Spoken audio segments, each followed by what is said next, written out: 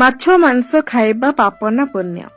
ମାଛ ମାଂସ ଖାଇବା ଦ୍ୱାରା ଆମର ପାପ ହୁଏ ନା ପୁଣ୍ୟ ହୁଏ? ଏହି ବିଷୟରେ ଆପଣଙ୍କୁ ଗୋଟେ ସୁନ୍ଦର କଥାଟିଏ ଶୁଣାଇବି। ଯଦି ଆପଣମାନେ ଏହି ଭିଡିଓ ଦେଖୁଛନ୍ତି ତେବେ ଏହାକୁ ସମ୍ପୂର୍ଣ୍ଣ ଭାବେ ଶୁଣନ୍ତୁ। ଏହି ବିଷୟବସ୍ତୁଟି ଗରୁଡ ପୁରାଣରୁ ସଂଗୃହୀତ ଅଟେ, ସେଥିପାଇଁ ଭିଡିଓକୁ ଶେଷ ଯାଏଁ ଦେଖିବାକୁ ଅନୁରୋଧ ଆପଣମାନଙ୍କୁ, ଯାହାଦ୍ୱାରା ଏଥିରୁ ବହୁତ ଜ୍ଞାନ ପ୍ରାପ୍ତି କରିପାରିବେ। ଏ କଥା ସେତେବେଳର ଯେଉଁ ସମୟରେ ଭଗବାନ ଶ୍ରୀକୃଷ୍ଣ ତାଙ୍କ ବାଲ୍ୟ ଲୀଳା କରୁଥିଲେ। ଥରେ ଶ୍ରୀକୃଷ୍ଣ ଗୋଟିଏ ଗଛ ମୂଳେ ବସି ବଂଶୀ ବଜାଉଥିଲେ। ସେହି ସମୟରେ ଗୋଟେ ହରିଣ ତାଙ୍କ ଆଡକୁ ଦୌଡ଼ି କରି ଆସିଲା ଏବଂ ତାଙ୍କ ପଛପଟେ ଯାଇ ଲୁଚିଗଲା। ସେ ହରିଣଟି ବହୁତ ଡରି ଯାଇଥିଲା। ଶ୍ରୀକୃଷ୍ଣ ହରିଣର ମୁଣ୍ଡରେ ଆଉଁସି ଦେଇ କହିଲେ, କଣ ହେଲା, ତୁମେ କାହିଁକି ଲୁଚିଛ?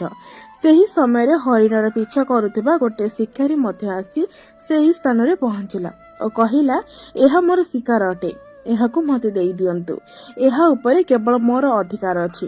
ଏହା ଶୁଣି ଶ୍ରୀକୃଷ୍ଣ କହିଲେ, ସମସ୍ତ ଜୀବିତ ପ୍ରାଣୀଙ୍କର ସେମାନଙ୍କର ନିଜର ଅଧିକାର ଅଛି, ତାଙ୍କ ପ୍ରାଣ ଉପରେ ଆଉ କାହାର ଅଧିକାର ନାହିଁ। ଏହା ଶୁଣି ଶିକାରୀ ରାଗିଯାଇ କହିଲା, ଏହା ମୋ ଶିକାର ଅଟେ, ଏହାକୁ ମୁଁ ଆଜି ମାରି ଖାଇବି। ଏହାପରେ ଶ୍ରୀକୃଷ୍ଣ କହିଲେ, କୌଣସି ଜୀବିତ ପ୍ରାଣୀକୁ ମାରିକି ଖାଇବା ପାପ ଅଟେ। କଣ ତୁମେ ପାପର ଭାଗିଦାର ହେବାକୁ ଚାହୁଁଛ? ମାଂସ ଖାଇବା ପାପ ନା ପୁଣ୍ୟ? କଣ ତୁମେ ଏହି ଧର୍ମକୁ ଜାଣିନାହଁ? ଶିକାରୀ କହିଲା, ମୁଁ ତୁମ ପରି ତ ଅଧିକ ଶିକ୍ଷିତ ନୁହେଁ, ତେଣୁ କେମିତି ଜାଣିବି ମାଂସାହାର ପାପ ନା ପୁଣ୍ୟ? କିନ୍ତୁ ଏତିକି ଜାଣିଛି, କୌଣସି ଜୀବକୁ ମାରି ଖାଇବାରେ କୌଣସି ଦୁଃଖ ନାହିଁ। ମୁଁ ତ ମାଂସ ଖାଇବା ଦ୍ୱାରା ସେମାନଙ୍କ ଜନ୍ମ ବନ୍ଧନରୁ ମୁକ୍ତି ଦେଉଛି, ତେବେ ପୁଣି କାହିଁକି ମାଂସ ଖାଇବାକୁ ମନା କରାଯାଉଛି? ଆମ ଧ୍ୟାମୟକୁ ମାରି ତାକୁ ନିଚ ଯୋନିରୁ ମୁକ୍ତ କରି ପୁଣ୍ୟ ହିଁ କରୁଛି, ତେବେ ଏହା ପ୍ରତି ବିରୋଧ କାହିଁକି? ଏହାକୁ ତ ପ୍ରୋତ୍ସାହିତ କରିବା କଥା। ଯାହା ମୁଁ ଶୁଣିଛି ଯେ ଜୀବ ହତ୍ୟା କଥା ଶାସ୍ତ୍ରରେ ମଧ୍ୟ ଲେଖା ହୋଇଛି। ରାଜାମାନେ ମଧ୍ୟ ଶିକାର କରିବାକୁ ଭଲ ପାଆନ୍ତି, ତେବେ କାହିଁକି ମାଂସାହାରୀ ଏକ ଖରାପ ପ୍ରବୃତ୍ତି ଅଟେ? ଏହା କାହିଁକି ପାପ ଶ୍ରେଣୀରେ ଆସିଥାଏ? ଆପଣ ହଁ କୁହନ୍ତୁ, ମାଂସାହାର ପାପ ନା ପୁଣ୍ୟ ଅଟେ? ଭଗବାନ ଶ୍ରୀକୃଷ୍ଣ ବୁଝିଗଲେ ଯେ ଲୋକଟି ମାଂସାହାର କରୁଥିବା ଯୋଗୁଁ ଏହାର ବୁଦ୍ଧି ଭ୍ରଷ୍ଟ ହୋଇଗଲାଣି, ଏହାର ଚିନ୍ତା କରିବା ଏବଂ ବୁଝିବା ଶକ୍ତି ମଧ୍ୟ ହରାଇ ସାରିଲାଣି। ପୁଣି ଶ୍ରୀକୃଷ୍ଣ କହିଲେ, ଏ ବିଷୟରେ ମୁଁ କୌଣସି ରାୟ ଦେବି ନାହିଁ। ମୁଁ ତୁମକୁ ଗୋଟିଏ ଛୋଟିଆ କଥାଟିଏ ଶୁଣାଉଛି, ଏହାକୁ ସମ୍ପୂର୍ଣ୍ଣ ଶୁଣିଲା ପରେ ତୁମେ ହିଁ କହିବେ ଯେ ମାଂସାହାର ପାପ ନା ପୁଣ୍ୟ ଅଟେ। ଏହା ଶୁଣି ଶିକାରୀଟି ଭାବିଲା, ଏଥିରେ ତ ମୋର କିଛି କ୍ଷତି ନାହିଁ, ତେବେ ଯାଉଛି ଏ କଥାଟିକୁ ଶୁଣି ନେବି। ମୋର ମନୋରଞ୍ଜନ ବି ହେଇଯିବ ଏବଂ ମାଂସ ମଧ୍ୟ ମିଳିଯିବ। ଏହାପରେ ଭଗବାନ ଶ୍ରୀକୃଷ୍ଣ ଆରମ୍ଭ କଲେ। ଥରେ ମଗଧରେ ଅନ୍ନର କର୍ମ ଉତ୍ପାଦନ ହେତୁ ଖାଦ୍ୟ ସଙ୍କଟ ଦେଖାଗଲା। ତେଣୁ ରାଜା ଚିନ୍ତା କଲେ, ଯଦି ଏହାର କୌଣସି ସମାଧାନ ନ କରାଯାଏ ତେବେ ସଂଗୃହୀତ ଖାଦ୍ୟ ମଧ୍ୟ ସରିଯିବ ଆଉ ସଙ୍କଟ ଅତି ଗମ୍ଭୀର ହୋଇଯିବ। ତେଣୁ ରାଜା ନିଜ ସଭାରେ କହିଲେ, ଏ ଖାଦ୍ୟ ସମସ୍ୟାକୁ ଦୂର କରିବା ପାଇଁ ସବୁଠାରୁ ଶସ୍ତା ଜିନିଷ କଣ ଅଛି?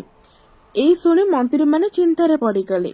ଚାଉଳ, ଗହମ, ଆଳୁ ଏଇ ସବୁ ଜିନିଷ ଉତ୍ପାଦନ କରିବା ପାଇଁ ତ ବହୁତ ପରିଶ୍ରମ କରିବାକୁ ପଡିଥାଏ। ଏସବୁ ଖାଦ୍ୟ ପଦାର୍ଥ ସେତେବେଳେ ଭଲ ଚାଷ ହୋଇନଥାଏ, ଯେତେବେଳେ ପ୍ରକୃତିର କୌଣସି କୋପ ନଥାଏ। ଏମିତିରେ ତ କୌଣସି ବସ୍ତୁ ଶସ୍ତା ନାହିଁ। ଏ ସମୟରେ ଶିକାର କରିବାକୁ ଭଲ ପାଉଥିବା ଜଣେ ମନ୍ତ୍ରୀ ଏହା ଶୁଣି ଭାବିଲେ, ଏହା ହିଁ ସବୁଠୁ ପ୍ରକୃଷ୍ଟ ସମୟ ଅଟେ। ସାରା ରାଜ୍ୟରେ ଆଖିବୁଜା ଶିକାର କରିବା ପାଇଁ ରାଜାଙ୍କ ଠାରୁ ଅନୁମତି ନେଇଗଲେ ବଢିଆ ହେବ। ଏହାପରେ ସେ ମନ୍ତ୍ରୀ ସଭାରେ କହିଲେ, ସବୁଠାରୁ ଶସ୍ତା ଖାଦ୍ୟ ପଦାର୍ଥ ହେଉଛି ମାଂସ। ଏହା ପାଇଁ ଧନର କୌଣସି ଆବଶ୍ୟକତା ନଥାଏ ଆଉ ପୁଷ୍ଟିକର ଖାଦ୍ୟ ମଧ୍ୟ ମିଳିଥାଏ। ଏହା ଶୁଣି ସମସ୍ତେ ଏହାକୁ ସମର୍ଥନ କଲେ, କିନ୍ତୁ ମଗଧର ପ୍ରଧାନମନ୍ତ୍ରୀ ଏବେ ବି ଚୁପ୍ ଥିଲେ। ଏହା ଦେଖି ରାଜା ପଚାରିଲେ, ପ୍ରଧାନମନ୍ତ୍ରୀ, ଆପଣ କାହିଁକି ଚୁପ୍ ଅଛନ୍ତି? ଆପଣଙ୍କ ମତ ମଧ୍ୟ ରଖନ୍ତୁ। ପ୍ରଧାନମନ୍ତ୍ରୀ କହିଲେ, ମୁଁ ଏହା ମାନୁନାହିଁ ଯେ ମାଂସ ସବୁଠାରୁ ଶସ୍ତା ପଦାର୍ଥ ଅଟେ, ତଥାପି ଏହା ଉପରେ ମୁଁ କାଲି ମୋର ରାୟ ରଖିବି। ତାପରେ ସେହି ରାତିରେ ମାଂସ ପାଇଁ ପ୍ରବର୍ତ୍ତାଉଥିବା ସେ ମନ୍ତ୍ରୀଙ୍କ ଘରେ ଯାଇ ପ୍ରଧାନମନ୍ତ୍ରୀ ହାଜର ହୋଇଗଲେ। ଏତେ ରାତିରେ ନିଜ ଘରେ ପ୍ରଧାନମନ୍ତ୍ରୀଙ୍କୁ ଦେଖି ସେହି ମନ୍ତ୍ରୀ ଆଶ୍ଚର୍ଯ୍ୟ ହୋଇଗଲେ। ସେ ଭାବିଲେ, ନିଶ୍ଚୟ କୌଣସି ଅନିଷ୍ଟ ହୋଇଛି। ପ୍ରଧାନମନ୍ତ୍ରୀ କହିଲେ, ରାଜସଭା ସମାପ୍ତ ପରେ ମହାରାଜ ସନ୍ଧ୍ୟା ସମୟରେ ଅସୁସ୍ଥ ହୋଇପଡ଼ିଲେ। ତାଙ୍କର ସ୍ୱାସ୍ଥ୍ୟ ବହୁତ ଖରାପ ହୋଇଯାଇଛି। ରାଜବୈଦ୍ୟ କହିଛନ୍ତି ଯଦି କୌଣସି ଶକ୍ତିଶାଳୀ ମଣିଷଠାରୁ 2 ତୋଳା ମାଂସ ମିଳିଯାଆନ୍ତା ତେବେ ରାଜାଙ୍କର ଜୀବନ ବଞ୍ଚିଯାଆନ୍ତା। ଆପଣ ମହାରାଜାଙ୍କର ସବୁଠାରୁ ବିଶ୍ୱସ୍ତ ଅଟନ୍ତି, ସେଥିପାଇଁ ଆପଣଙ୍କ ଛଡା ଆଉ କିଏ ଅଧିକ ଯୋଗ୍ୟ ଦେଇପାରିବ? ସେଥିପାଇଁ ଆପଣ ଯାହା ବି ମୂଲ୍ୟ ମାଗିବେ ଆପଣଙ୍କୁ ଦିଆଯିବ। ଯଦି ଆପଣ କହିବେ ଏଥିପାଇଁ ମୁଁ ଆପଣଙ୍କୁ 1 ଲକ୍ଷ ସ୍ୱର୍ଣ୍ଣ ମୁଦ୍ରା ଦେବାକୁ ବି ପ୍ରସ୍ତୁତ ଅଛି। ଆପଣ ଚାହିଁଲେ ରାଜ୍ୟର କୌଣସି ଅଂଶ ମଧ୍ୟ ନେଇପାରିବେ। କେବଳ ଆପଣଙ୍କ ଇଚ୍ଛା କଣ କୁହନ୍ତୁ। ମୁଁ କଂସେଇ ଦ୍ୱାରା ଆପଣଙ୍କ ହୃଦୟରୁ କେବଳ 2 ତୋଳା ମାଂସ ନେଇଯିବି। ଏହା ଶୁଣି ମନ୍ତ୍ରୀଙ୍କର ଚେହେରାର ରଙ୍ଗ ଉଡ଼ିଗଲା। ସେ ଭାବିଲେ ଯଦି ମୋର ଜୀବନ ହିଁ ନ ରହିବ ତେବେ ମୁଁ 1 ଲକ୍ଷ ସ୍ୱର୍ଣ୍ଣ ମୁଦ୍ରା ନେଇ କଣ କରିବି? ଆଉ ରାଜ୍ୟର ଭାଗ ମୋର କେଉଁ କାମରେ ଆସିବ? ସେ ସାଙ୍ଗେ ସାଙ୍ଗେ ତାଙ୍କ ଘର ଭିତରକୁ ଦୌଡ଼ିଲେ ଏବଂ ଟ୍ରେଜରରୁ 1 ଲକ୍ଷ ସ୍ୱର୍ଣ୍ଣ ମୁଦ୍ରା ନେଇକି ଆସିଲେ। ଏହି ମୁଦ୍ରା ଦେଇ ସେ ପ୍ରଧାନମନ୍ତ୍ରୀଙ୍କ ଗୋଡ଼ ତଳେ ପଡ଼ିଗଲେ ଏବଂ କାନ୍ଦି କାନ୍ଦି କହିଲେ, ପ୍ରଧାନମନ୍ତ୍ରୀ ମହାଶୟ, ମୁଁ ଆପଣଙ୍କୁ ଲକ୍ଷ ସ୍ୱର୍ଣ୍ଣ ମୁଦ୍ରାରେ ମୋର ଆଉ 1 ଲକ୍ଷ ସ୍ୱର୍ଣ୍ଣ ମୁଦ୍ରା ମିଶାଉଛି। ଏହି ସ୍ୱର୍ଣ୍ଣ ମୁଦ୍ରାକୁ ନେଇ ଆପଣ ଅନ୍ୟ କୌଣସି ମନ୍ତ୍ରୀଙ୍କ ପାଖକୁ ଯାଆନ୍ତୁ, ହୃଦୟର ମାଂସ କିଣି ଦିଅନ୍ତୁ, କିନ୍ତୁ ମୋତେ ଛାଡ଼ି ଦିଅନ୍ତୁ। ଏକଥା ଯେମିତି ଆଉ କାହାକୁ ଜଣା ନ ପଡ଼େ। ମୁଁ ଆପଣଙ୍କୁ ବିନତି କରୁଛି। ଏସବୁ ପ୍ରଧାନମନ୍ତ୍ରୀ ବୁଝି ସାରିଥିଲେ। ସେ କେବଳ ଟିକେ ମାଂସ ଦ୍ୱାରା ତାଙ୍କୁ ଆଉ ଟିକେ ଡରାଇବାକୁ ଚାହୁଁଥିଲେ। ପୁଣି ପ୍ରଧାନମନ୍ତ୍ରୀ କହିଲେ, ମନ୍ତ୍ରୀ ମହାଶୟ, ଆପଣଙ୍କ ଶରୀର ବହୁତ ବଳଶାଳୀ ଅଟେ। ଆପଣଙ୍କ ଚେହେରା ମହାରାଜାଙ୍କ ଚେହେରା ସହିତ ମିଶି ଯାଉଛି। ସେଥିପାଇଁ ରାଜବୈଦ୍ୟ ଖାସ୍ ଆପଣଙ୍କ ନାଁ ନେଇ କହିଛନ୍ତି। ଆପଣଙ୍କ ଦାନ ଦ୍ୱାରା ଆମର 1 ଭଲ ରାଜାଙ୍କର ଜୀବନ ବଞ୍ଚି ଯାଇପାରେ। ଯଦି ଆପଣ କହିବେ ତେବେ ମୁଁ ଆପଣଙ୍କୁ ପ୍ରଧାନମନ୍ତ୍ରୀ ପଦ ଦେବା ପାଇଁ ମଧ୍ୟ ପ୍ରସ୍ତୁତ ଅଟେ। ଆଉ ମୁଁ ଆପଣଙ୍କର କର୍ମଚାରୀ ହୋଇ ରହିବି, କିନ୍ତୁ ପ୍ରଜାଙ୍କ ଠାରୁ ଆମ ରାଜାଙ୍କୁ ଛଡାଇ ନିଅନ୍ତୁ ନାହିଁ। ମନ୍ତ୍ରୀମାନେ ଭାବିଲେ, ଆରେ ଆରେ, ମୁଁ ତ ଏଠାରେ ସମ୍ପୂର୍ଣ୍ଣ ଭାବେ ଫସିଗଲି। ସଙ୍ଗେ ସଙ୍ଗେ ସେ ଅଙ୍ଗବସ୍ତ୍ର ପିନ୍ଧି ପଡ଼ି ପାଦରେ ଜୋତା ମଧ୍ୟ ପିନ୍ଧି ପଡ଼ିଲେ, ଯେମିତି ସେ ସେଠାରୁ ଖସିବା ପାଇଁ ବାହାରିଲେ। ସଙ୍ଗେ ସଙ୍ଗେ ପ୍ରଧାନମନ୍ତ୍ରୀଙ୍କ ଗୋଡ଼ ତଳେ ପଡ଼ିଗଲେ ଏବଂ କହିଲେ, ପ୍ରଧାନମନ୍ତ୍ରୀ ମହାଶୟ, ମୁଁ ଏ କାମ ପାଇଁ ସମ୍ପୂର୍ଣ୍ଣ ଭାବେ ଅଯୋଗ୍ୟ ଅଟେ। ଯଦି ପ୍ରାଣ ନ ରହିବ ତେବେ ପ୍ରଧାନମନ୍ତ୍ରୀ ପଦ ଏବଂ ରାଜପଦ ନେଇ ମୁଁ କଣ କରିବି? ଯଦି ଆପଣ ଚାହିଁବେ ତେବେ ମୋର ସବୁକିଛି ନେଇଯାଆନ୍ତୁ, କିନ୍ତୁ ମୋର ପ୍ରାଣ ନିଅନ୍ତୁ ନାହିଁ। ମୁଁ ଏ ଭବନ ଏବଂ ସାରା ଧନ ଆପଣଙ୍କୁ ଦେଇ ଦେଉଛି ଏବଂ ରାତାରାତି ଏଠାରୁ ପଳାଇବି। ଏତିକି କହି ସେ ତାଙ୍କର ଘୋଡ଼ା ଆଡ଼କୁ ଦୌଡ଼ିଲେ। ଯେମିତି ସେ ଲଗାମକୁ ଧରିବା ପାଇଁ ବାହାରିଛନ୍ତି, ଏପଟ ପ୍ରଧାନମନ୍ତ୍ରୀ ଡାକ ଛାଡ଼ିଲେ, ଆରେ ତୁମର ପରିବାରକୁ ତୁମର ଛାଡ଼ି ଚାଲି ଯାଉଛ ଯେ? ଏହା ଶୁଣି ମନ୍ତ୍ରୀ କହିଲେ, ମୋ ପ୍ରାଣଠାରୁ କିଛି ବି ପ୍ରିୟ ନାହିଁ। ଯେବେ ପ୍ରାଣ ରହିବ ନାହିଁ ତେବେ ପରିବାର ନେଇ କଣ କରିବି?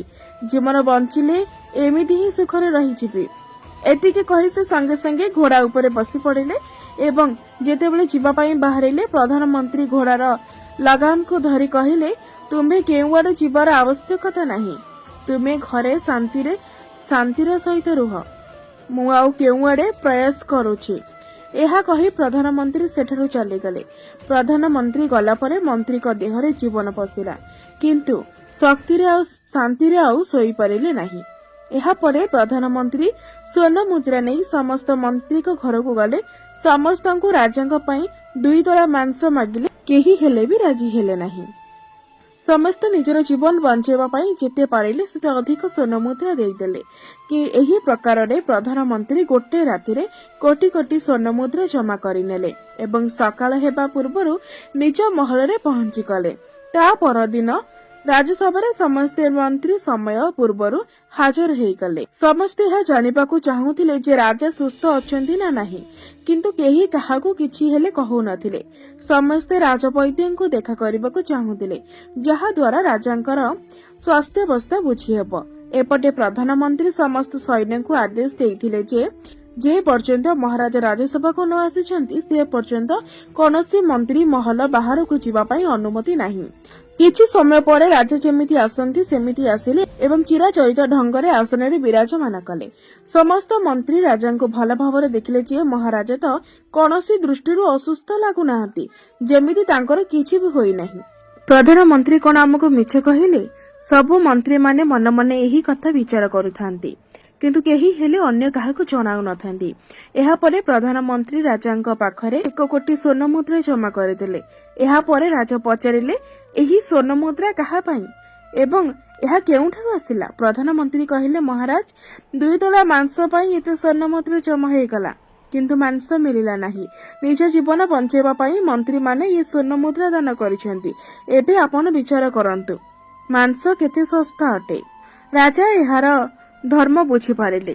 ସେ ପ୍ରଜାଙ୍କୁ ଅଧିକ ପରିଶ୍ରମ କରିବା ପାଇଁ ନିବେଦନ କଲେ ଏବଂ ରାଜାଙ୍କ ଖାଦ୍ୟ ଭଣ୍ଡାରରୁ ଖାଦ୍ୟ ବାହାର କରି ପ୍ରଜାମାନଙ୍କୁ ଦିଆଗଲା ଏବଂ ପୁଷ୍ଟିକର ଖାଦ୍ୟ ପାଇଁ ଚାଷ କାର୍ଯ୍ୟ ଆରମ୍ଭ କରିବା ପାଇଁ ଆଦେଶ ଦେଲେ। ସେହି 1 କୋଟି ସ୍ୱର୍ଣ୍ଣ ମୁଦ୍ରା ଏହି କାର୍ଯ୍ୟ ପାଇଁ ଏବଂ ଶ୍ରମିକଙ୍କର କଲ୍ୟାଣ ପାଇଁ ଖର୍ଚ୍ଚ କରାଗଲା। ଏହାପରେ ସାରା ରାଜ୍ୟରେ ଭଲରେ ଚାଷ କାମ ହେଲା ଏବଂ ଭଲ ଉତ୍ପାଦନ ମଧ୍ୟ ହେଲା। ଏହି ପ୍ରକାରରେ ରାଜ୍ୟରୁ ଖାଦ୍ୟ ସଙ୍କଟ ମଧ୍ୟ ଦୂର ହୋଇଗଲା। ବନ୍ଧୁଗଣ, ଜୀବନର ମୂଲ୍ୟ କଣ ତ ଭଗବାନ ଶ୍ରୀକୃଷ୍ଣ ଆମକୁ ଏହି କଥା ଜରିଆରେ ବୁଝାଇଲେ କି ଯେପରି ଆମ ଜୀବନ ଆମକୁ ଏତେ ପ୍ରିୟ ଅଟେ, ସେହିପରି ସମସ୍ତଙ୍କ ଜୀବନ ସମସ୍ତଙ୍କୁ ପ୍ରିୟ ଅଟେ। ତେଣୁ ନିଜ ହୃଦୟରୁ ଅନ୍ୟ ହୃଦୟର ଅବସ୍ଥା ଟିକେ ଚିନ୍ତା କରନ୍ତୁ। ଯଦି ସଂସାର ସମ୍ପଦ ମୁକ୍ତ କରିବା ତର୍କ ଠିକ ଅଟେ, ଯଦି ଜୀବହତ୍ୟା ଜୀବକୁ ସଂସାର ବନ୍ଧନରୁ ମୁକ୍ତ କରିବାର ଉପାୟ ଠିକ ଅଟେ, ତେବେ ଅତ୍ୟାଚାରୀ ମାନଙ୍କ ଦ୍ୱାରା କରାଯାଉଥିବା ନରସଂହାର ବି ମାନ୍ୟ ଅଟେ। ସେମାନେ ବି ଏହି ତର୍କ କରିପାରିବେ ଯେ ସେମାନେ ଲୋକମାନଙ୍କୁ ସଂସାର ବନ୍ଧନରୁ ମୁକ୍ତ କରାଉଛନ୍ତି ବୋଲି। ଯଦି କୌଣସି ଜୀବନ ନିଜ ପାଇଁ ବୋଝ ହୋଇଥାନ୍ତା, ତେବେ ସେ ଜୀବନ ବଞ୍ଚିବା ପାଇଁ ସଂଘର୍ଷ କରୁନଥାନ୍ତା। ଯେଉଁ ଜୀବକୁ ଆପଣ ମାରି ଖାଉଛନ୍ତି, ସେମାନଙ୍କୁ ନିଜ ଜୀବନ ବଞ୍ଚିବା ପାଇଁ କୌଣସି ଅବସର ମିଳିନଥାଏ। ବର୍ବରତା କେବଳ ତାହା ନୁହେଁ ଯେଉଁଠି କେବଳ ମନୁଷ୍ୟର ରକ୍ତ କହିଥାଏ। ବର୍ବରତା ତାକୁ ମଧ୍ୟ କୁହାଯାଏ ଯେଉଁଠି ନିଜ ସ୍ୱାର୍ଥ ପାଇଁ ଏକ ନିରୀହ ପ୍ରାଣୀର ହତ୍ୟା କରାଯାଇଥାଏ। ଆମେ ଶେଷ ସମୟରେ ଜୀବନ ସାରା କରିଥିବା ପାପ ପାଇଁ ଜୀବନ ସାରା ସୁକର୍ମ କରିବା ପାଇଁ ଚେଷ୍ଟା କରିଥାଉ, କିନ୍ତୁ ଆମେ ଏକଥା ବି ଭୁଲି ଯାଇଥାଉ ଯେ ଯେଉଁ ଜୀବ ଆମ ପାଇଁ ମଲା ଏବଂ ଆମ ପାଇଁ ଏତେ କଷ୍ଟ ପାଇଲା, ତାର ଅଭିଶାପ ଆମକୁ କେବଳ ଏହି ଜୀବନରେ ନୁହେଁ, ପରନ୍ତୁ ପରଜନ୍ମ ପର୍ଯ୍ୟନ୍ତ ବି ଛାଡ଼ି ନଥାଏ। ପରମାତ୍ମାଙ୍କ ଠାରୁ ଏହିଭଳି ଜ୍ଞାନ ପାଇଁ ଶିକାରୀ ପରିପୂର୍ଣ୍ଣ ହୋଇଗଲା, ଆଉ ତାକୁ ଜ୍ଞାନ ପ୍ରାପ୍ତି ହୋଇଗଲା। ଆଉ ସେ ଜାଣିପାରିଲା ଯେ ମହାନତା ଜୀବନ ନେବାର ନୁହେଁ, ଜୀବନ ଦେବାର ହୋଇଥାଏ। ଶିକାରୀ ଭଗବାନଙ୍କ ପାଖରେ ହାତ ଯୋଡ଼ି ସେଠାରୁ ଚାଲିଗଲା ଏବଂ ସେ ପ୍ରତିଜ୍ଞା କଲା ଜୀବନରେ ଆଉ କେବେ କାହାକୁ ହତ୍ୟା କରିବ ନାହିଁ। ବନ୍ଧୁଗଣ, ଏହି ଭିଡିଓ ଆପଣମାନଙ୍କୁ କେମିତି ଲାଗିଲା କମେଣ୍ଟ ମାଧ୍ୟମରେ ନିଶ୍ଚୟ ଜଣାଇବେ। ଭିଡିଓକୁ ଲାଇକ୍ କରିବା ସହିତ ସମସ୍ତ ବନ୍ଧୁମାନଙ୍କୁ ସେୟାର କରିବାକୁ ଜମାରୁ ବି ଭୁଲନ୍ତୁ ନାହିଁ ଏବଂ ମୋ ଚ୍ୟାନେଲକୁ ପ୍ରଥମ ଥର ଦେଖୁଥିଲେ ସବସ୍କ୍ରାଇବ କରିବାକୁ ମଧ୍ୟ ଭୁଲିବେ ନାହିଁ। ପୁଣି ଦେଖାହବ ଆଉ ଏକ ଜ୍ଞାନ ଭିତ୍ତିକ ଭିଡିଓ ମାଧ୍ୟମରେ। ସେ ପର୍ଯ୍ୟନ୍ତ ଦେଖୁଥାନ୍ତୁ ଆପଣଙ୍କର ପ୍ରିୟର ଦିବ୍ୟ ଦୃଷ୍ଟି କ୍ରିଏସନ। ଧନ୍ୟବାଦ।